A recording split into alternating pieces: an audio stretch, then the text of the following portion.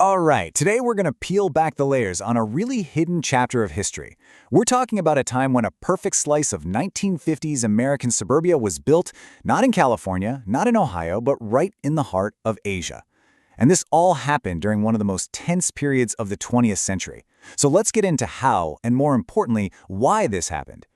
So just take a look at this. You see the single-story homes, the little white picket fences, those perfectly manicured lawns, even a classic convertible parked on the street. I mean, it is the picture-perfect American dream.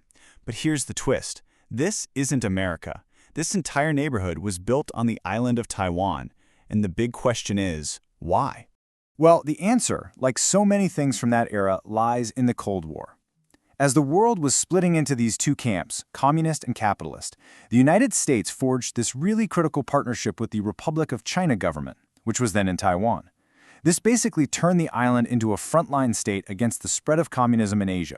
Now, this alliance wasn't just some handshake deal. It was a deep, 28-year-long military commitment. It all kicks off in 1950 when the Korean War breaks out, and that prompts the U.S. to start patrolling the Taiwan Strait. From there, it just snowballs. Advisory groups get set up in 51, a formal defense treaty is signed in 54, and by 1955, there's a full U.S. command on the island. And this presence would last all the way until 1979, when diplomatic relations were completely changed. So, what did this military presence actually look like on the ground? Well, it was way more than just a few soldiers hanging out in a barracks. It was a massive footprint that literally reshaped parts of the island. At its absolute peak, we're talking about over 20,000 American military personnel and their families. To put that into perspective for you, that is the population of a small American city, basically picked up and transplanted halfway across the world. It was a huge and very, very visible community. And this community was spread out all over the place. I mean, the American presence went way beyond just the obvious air and naval bases. There were these dedicated living areas in Taipei, like the suburb of Yangmingshan, and even exclusive recreation zones, like resorts up in Beitou.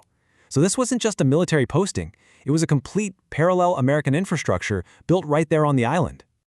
Okay, so let's zoom in on one of those living areas in particular, a neighborhood in Taipei called Tianmu.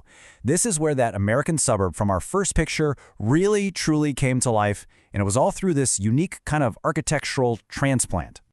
You see, these houses were designed using American blueprints, but with these really clever tweaks for Taiwan's subtropical climate. So you had the classic single-family home with a yard, but the roofs were sloped with red tiles to handle the heavy rain, and the foundations were actually raised off the ground to fight off the insane humidity. And here's the best part. Even though it wasn't really necessary for the mild winters, almost every single house had a brick fireplace. It was like the symbolic heart of the American home. And you just cannot overstate how different these homes were from the local architecture.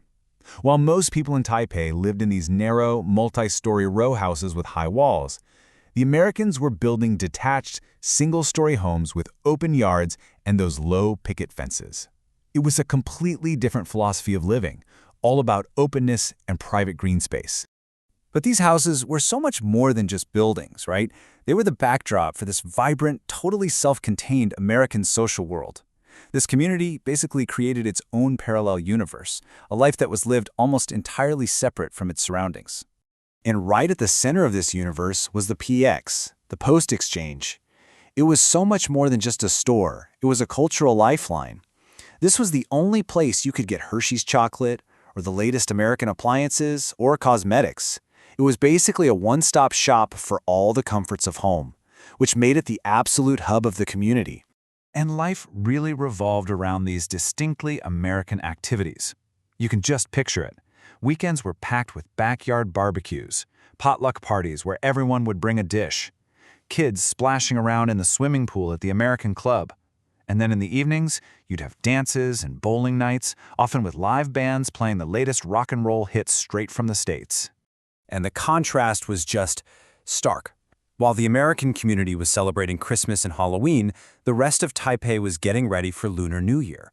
While rock and roll was blasting from the American clubs, you'd hear traditional opera coming from the city's temples. It was truly two separate worlds just coexisting right next to each other. But, no bubble can last forever. In 1979, the American military withdrew. So what happened to this parallel universe? Well, It left behind this powerful and lasting cultural echo that you can actually still feel in Taiwan today. And maybe nothing captures the era's blend of resourcefulness and cultural exchange better than this. U.S. aid came in these massive sacks of flour, and the sacks were made from this really durable cotton. So in a time of scarcity, Taiwanese families repurposed these bags into clothes for their kids. This created a whole generation with this shared memory of wearing underwear or pants proudly stamped with the blue and red logo for Sino-American cooperation. Just incredible. And beyond just tangible goods, the American presence introduced these huge new cultural forces. Rock and roll, which was broadcast on Armed Forces Radio, inspired a whole generation of Taiwanese musicians. American stuff like Coca-Cola became totally commonplace. And of course, the demand for English language skills just skyrocketed, fundamentally changing the island's connection to the Western world. And what's really cool is that this history is very much alive. Today, you can actually take walking tours through Tianmu and see the remaining American-style villas, the old ambassadorial homes, and even some of the shops that used to cater to all those military families. It's a tangible link to this really fascinating and often overlooked period of history. It really makes you think, doesn't it? The story of this American suburb in Taiwan is such a powerful reminder that history is layered, often in the most unexpected places. So the next time you're walking around your own town, maybe just ask yourself, what hidden histories and forgotten communities are waiting to be discovered? Maybe right under my feet?